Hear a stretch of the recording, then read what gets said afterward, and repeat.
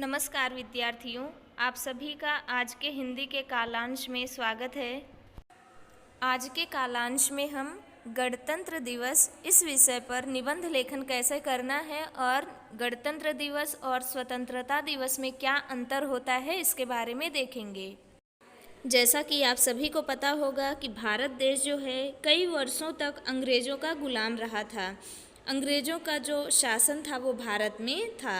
जब भारत को छोड़कर अंग्रेज गए तो हमारा भारत देश जो है आज़ाद माना गया। हमारे भारत देश को आज़ादी जो है 15 अगस्त 1947 को मिली थी। इसके लिए हम 15 अगस्त को स्वतंत्रता दिवस के रूप में मनाते हैं। स्वतंत्रता दिवस प्रत्येक वर्ष 15 अगस्त को मनाया जाता है। इसी दिन 1947 में हमें अंग्रेजी हुकूमत से आज़ादी मिली थी। यह हमारा राष्ट्रीय पर्व है। इस दिन के लिए राष्ट्रीय अवकाश घोषित किया गया है। ये दिन सभी भारतीयों के लिए महत्वपूर्ण दिन है। इस दिन को बड़े जोश और धूमधाम से मनाया जाता है।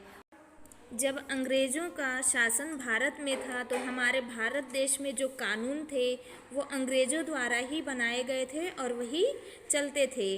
जब भारत देश आज़ाद हुआ उसके बाद हमारे भारत देश का संविधान बनाया गया। ये जो संविधान है ये भारतीयों द्वारा ही बनाया गया और ये जो इसके कानून हैं ये हमारे भारत देश में अभी चलते हैं। 26 जनवरी 1950 को हमारा संविधान लागू हुआ था। इसके लिए गणतंत्र दिवस के रूप में 26 जनवरी को मनाते हैं।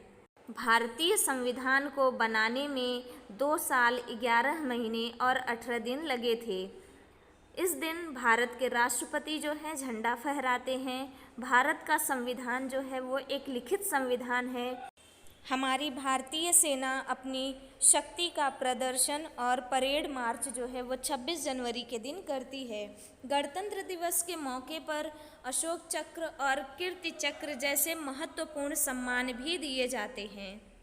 तो बच्चों, आप सभी ने ये देखा कि जो 15 अगस्त है उस दिन हमारा भारत देश 15 अगस्त 1947 को आज़ाद हुआ था। इसके लिए भारत देश में स्वतंत्रता दिवस के रूप में मनाया जाता है और 26 जनवरी को संविधान लागू हुआ था। इसके लिए हम गणतंत्र दिवस मनाते हैं।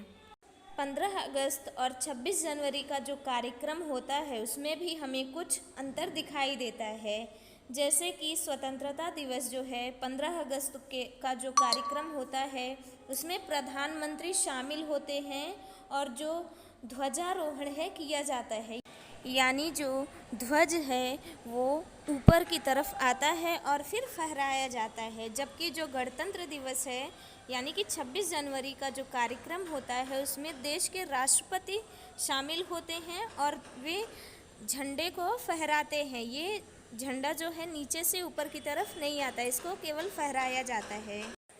15 अगस्त और 26 जनवरी का जो कार्यक्रम होता है उसकी जगह में भी फ़र्क होता है।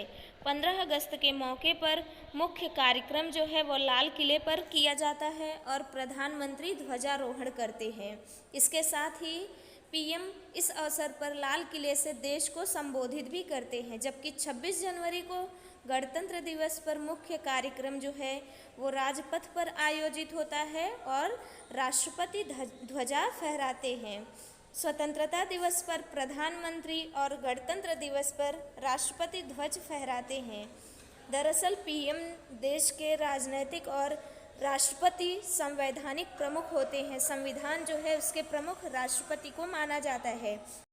देश का संविधान भी 26 जनवरी को लागू हुआ था। ऐसे में स्वतंत्रता दिवस पर प्रधानमंत्री और गणतंत्र दिवस पर राष्ट्रपति ध्वज फहराते हैं।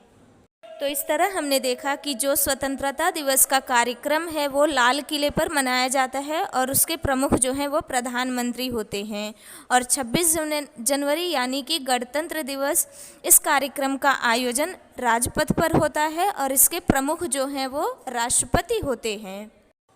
आप सभी ये वीडियो 2 बार देखिए और समझिए। इसके बाद मैं आपको लेखन कार्य दूंगी।